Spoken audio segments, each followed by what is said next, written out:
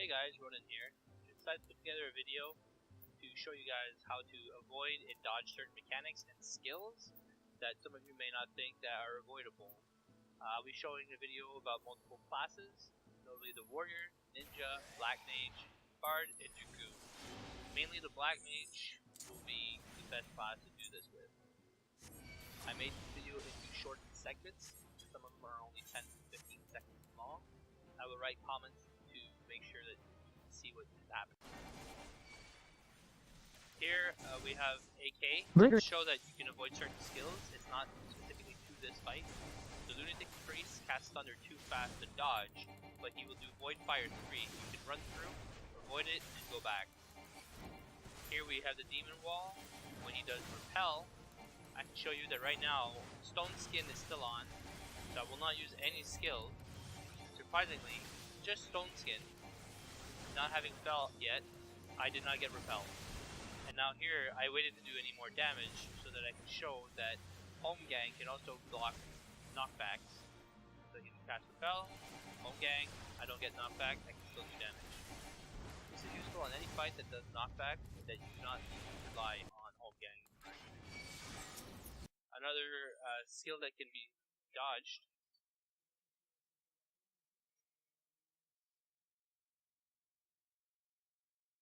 So here we have the Succubus, casting Void Thunder 3, run through, cast it and go off.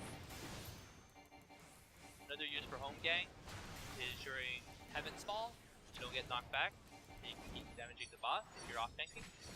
And then here, if somebody has been stunning the boss during his rotation, is when he's doing this, you can Home Gang it and let the person run away and not get damaged by his sword attack.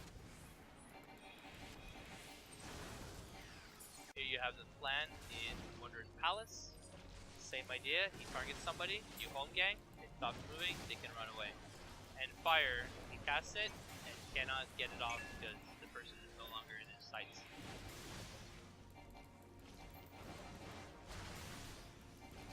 Really useful set of skills sometimes to try and save a healer, especially if their gear is still low level or inexperienced players. These tactics are still useful to keep your game up even though we are overgeared. During Leviathan, this is going to show how to double fracture to do maximum damage if you're on the tail. So you put your buffs up, fracture, move to the tail, finish your rotation, make sure you have hate, fracture, go get the adds, and that's going to do a lot more damage than just hitting one target. Here I'm picking up the wave spew. I'm just going to get my 5 stacks, Steel Cyclone, I have the adds on me, watch out for where to dodge, and then because I'm on this side, I have 50-50 chance of being on the right side. I don't, I Home Gang, I don't go anywhere, I just stay here. And depending on your group, you're either on the right side or on the wrong side. And then you can keep damaging, pop your buffs, not to die to the splash. Paladins can do the same with Tempered Will. Now we have a Ninja during Mega Flare. Perfect dodge. I cast it a little early, I could have waited a bit. I got nervous, but I dodged just in time. So I took no damage, and the limit break actually built faster. Now the same thing, Ninja, but we're doing the dives. I'm just going to cast dives. It's not on me. The second set of dives is. I pop perfect dodge, and no damage. Very useful. Especially if you have 2 dives.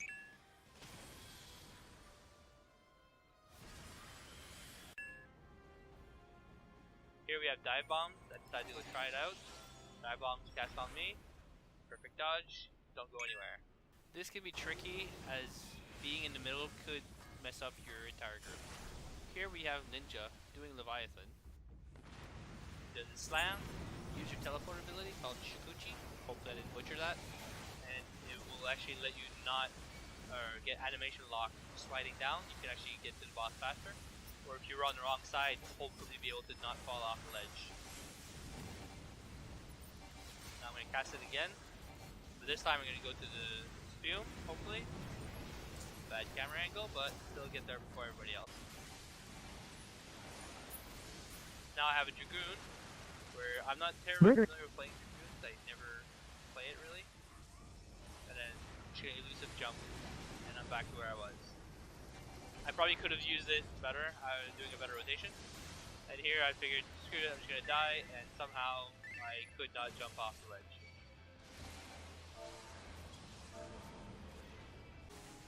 Now we have a Bard. I don't recommend doing this with a Bard because the head reflects damage. So here I didn't really notice that it reflected that much damage. And because the Bard can attack really fast, I ended up killing myself. So I practiced a few more times, realizing that that was a mistake, and you can actually use it. Another problem is that you may not always have it ready because it is a DPS loss to keep it for this, and you have to switch off immediately or you're going to take about 2,000 to 3,000 damage worth. Now we have the monk, which is probably very common for monks to use this. We use shoulder tackle. So the head pops up. You have to be at a certain distance. Shoulder tackle, you're no longer sliding. It cancels out the slide. And you can be doing more damage faster. Show it again on the other angle. It pops up. Shoulder tackle. And just keep doing damage.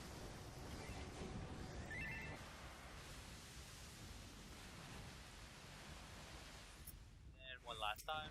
Shoulder tackle. Everybody else is sliding. Alright, now we have a black mage using teleport called Aetheric Manipulation. You cast on somebody else, dodge happens, you're no longer sliding, you can just start doing more damage. And it's an extra spell here and there. Now my favorite, Mana Wall, it lasts 20 seconds and it prevents 2 hits from doing damage on you. You take 0 damage, and whenever you take 0 damage, you do not get knocked back. No, fucker! So here I didn't get knocked back, and I could just stand and cast spells while oh my god. Here we have the same idea as with the ninja. I spot Mana Wall, which is 20 seconds as opposed to 5, so it gives you a better cushion. Stand with the tank, and watch the limit break. It went up quite a bit. And I took 0 damage, I lived. Now we have the dives, same idea as with the ninja. When you know they're coming. And I find that the Mana Wall is more reactive. It's faster, there's less of an animation to it. 0 damage.